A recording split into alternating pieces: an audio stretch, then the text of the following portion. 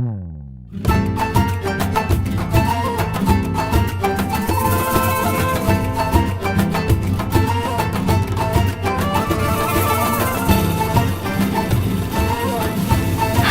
and welcome to the TopKapi Palace. Before we begin our tour, I'd like to give you some brief background information on this beautiful place.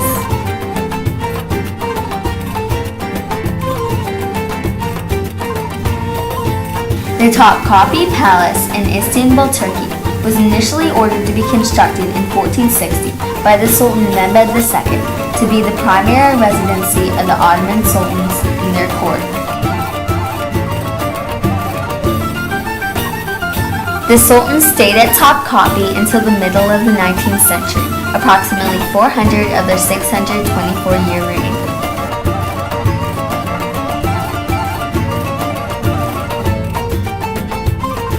TopKapi's name translates to Cannon Gate Palace, referring to a nearby gate that has been destroyed.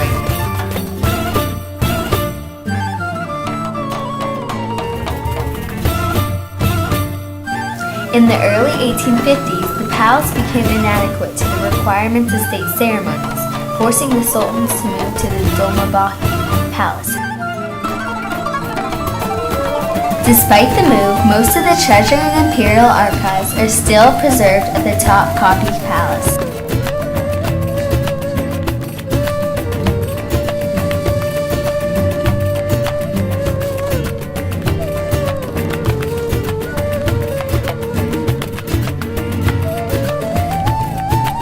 TopKapi also contains important holy relics of the Muslim world, including the Prophet Muhammad's cloak and sword.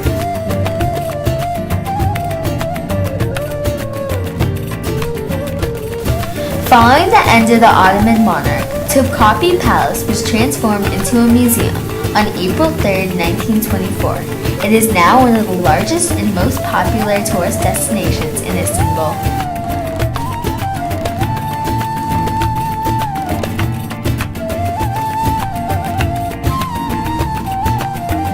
TopKapi is a vast palace complex made up of hundreds of rooms in a long shoreline.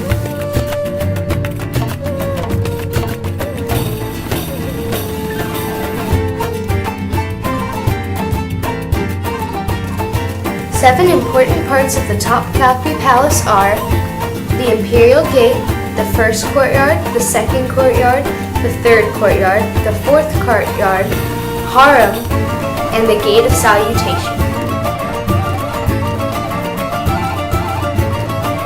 The Sultan enters the palace through the Imperial Gate. This massive gate, now covered in 19th century marble, leads to a high dome passageway. On each side of the hall are rooms for the guard. The gate is open from the first prayer until the last and is the main entrance into the first courtyard. The four courtyards are connected to each other, each getting more and more exclusive, leading to the fourth courtyard, which was the Sultan's private courtyard.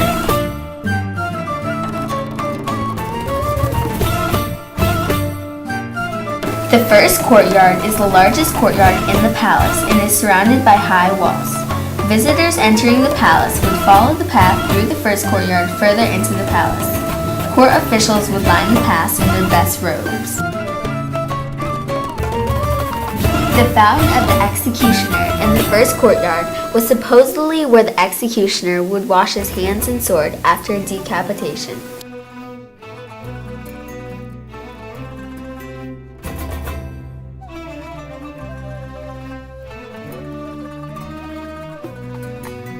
The Gate of Salutation was also known as the Middle Gate.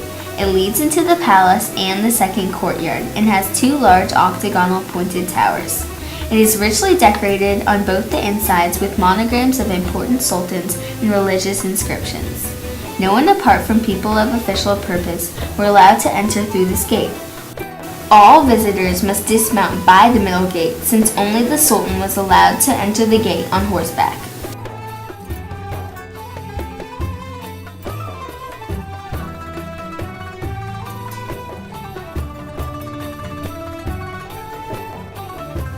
Upon passing the middle gate, visitors enter the second courtyard or the Divan Square.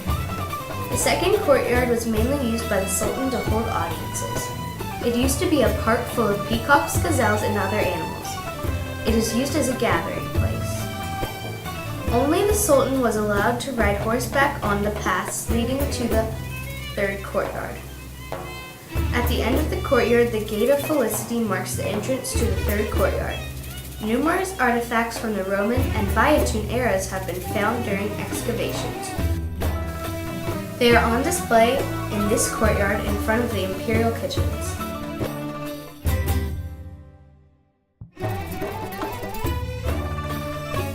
Beyond the gates of Felicity is the third courtyard, also called the Inner Palace. This is where the Sultan spent his days outside of the harem. It is a lush, beautiful garden. The entrance to the third courtyard is strictly regulated and is off limits to outsiders.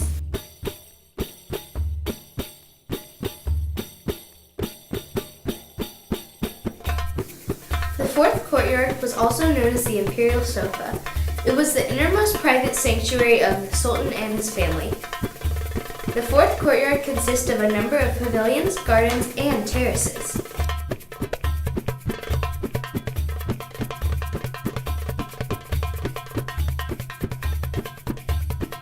The harem was one of the most important and largest parts of TopKapi Palace. The imperial harem occupied one of the largest residential sections of the palace and contained more than 400 rooms. The harem was home of the Sultan's mother, wives, children, and servants. It consists of a series of hallways, rooms, and courtyards. The number of rooms in the harem is uncertain, but only a few were open to the public. The harem wing was only added at the end of the 16th century. It opens into the second courtyard.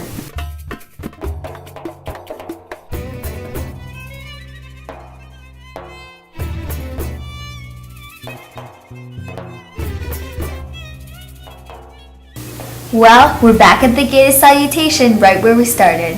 That concludes our tour, so next time you're in Istanbul, make sure to stop by this beautiful palace.